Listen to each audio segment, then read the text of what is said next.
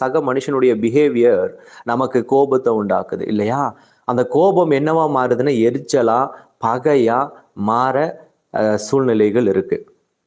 இப்படிப்பட்ட சூழ்நிலையில ஆண்டவர் என்ன சொல்றாருன்னா, உனக்குள்ள என்னைக்கு பொறுமை என்பது வருகிறதோ, உங்களுடைய இருதயத்திற்குள்ள பொறுமை என்பது வருதோ, அன்றைக்கு தான் பூரணமா இருக்கும் அப்படின்னு சொல்றாரு. ஹல்லேலூயா! எந்த பூரணமா இருக்கும் தெரியுமா? உங்களுக்குள்ள ஒரு சமாதானம் பூரணமா இருக்கும். உங்களுக்குள்ள இருக்கிற மகிழ்ச்சி பூரணமா இருக்கும். உங்களுக்குள்ள இருக்கிற அந்த மன நிறைவு பூரணமா இருக்கும். உங்களுடைய வீட்டிற்குள்ள நீங்க கணவனோடைய, மனைவியோடைய, பிள்ளையோடைய, தாய் தகப்பனோடைய வைத்திருக்கிற அன்பு பூரணமா இருக்கும்.